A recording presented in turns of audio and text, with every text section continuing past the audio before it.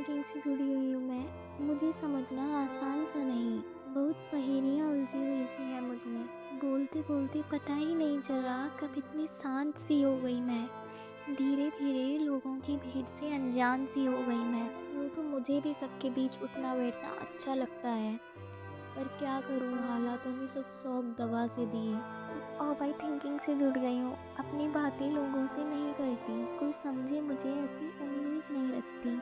बाहर से शांत होकर अंदर ही अंदर सवाल से बुनती हूँ, दिलों में बहुत बातों की गहराई लेकर इस जहां में इधर से उधर फिरती हूँ। दिन तो गुजर सा जाता है कामों में, रात नहीं कटती है उन अनसुलझे सवालों में। कोई पूछे हाल मेरा तो सोचती हूँ कहाँ से सुनाऊँ मैं। सवाल एक नहीं, इन हजारों सवालों की जवाब कहाँ से पता लगाऊं मैं। खुद से सवाल कर उनमें ही उलझी रहती हूँ। कभी तो सुलझेगी इस तलाश में, हर एक दिन तसल्ली का जी ही लेती हूँ। हम ओवर थिंकर ना इस जमाने से थोड़े अलग होते हैं, अपनी ही नहीं जाने कितनों की चिंता लेकर चलते हैं। के लिए थोड़ी, औरों के लिए फिक्र ज़्यादा रखते हैं। जमाना क्या ही सुलझाएगा हमें, हम इतने उलझने रखते हैं। जो औरों के लिए बहुत छोटी होगी वो हर चीज़ हमारी नज़रों में एक बड़ी मुसीबत होगी। इन बात से न जाने कितनी बातों की पहेलियाँ सी खोज लाते हैं। हम ओवर थिंकर ना ऐसे ही जीवन बिताते हैं, बहुत जल्दी लगा लेते हैं बातों को दिल से, बहुत जल्दी मिल जाते हैं लोगों में।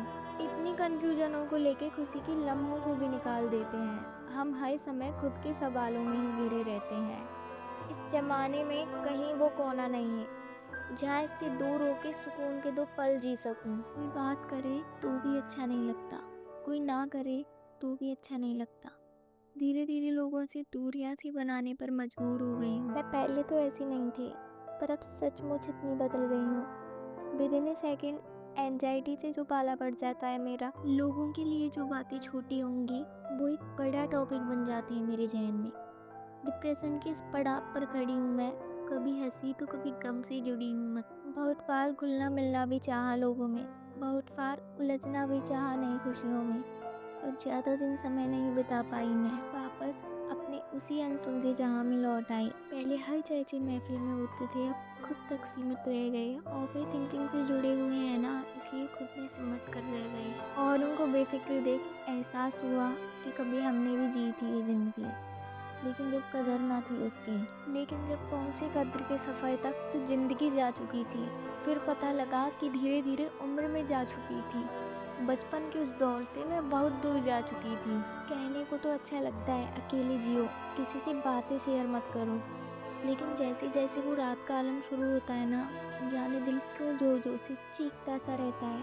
अपनी खामोशी का जिक्र करने के लिए हर दिन को सच ढूंढता सा रहता है। उस वक्त फील होता है कि तुम कितने अकेले हो। दिन की रौनक खत्म होते ही रात के बंजर से जाग जाते हैं मन में। नींद छीनी, चैन भी छीना, बेफिक्र जीवन था मेरा, सब इसने ही तो छीना।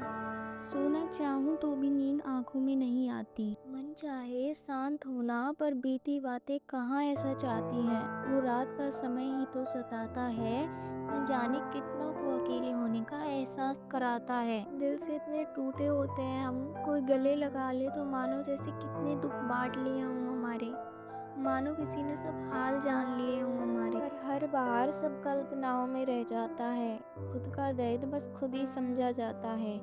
गैरों के लिए तो एक परिहास बन रह जाता है। इसलिए हर रात इंसान अकेले ही काटा करता है, खुद के दर्द हमेशा खुद में ही बांटा करता है। इसलिए ही तो खुद को डिप्रेशन में बांधे रखता है, दुखों को लेकर जिंदगी में फिर भी आगे बढ़ता है।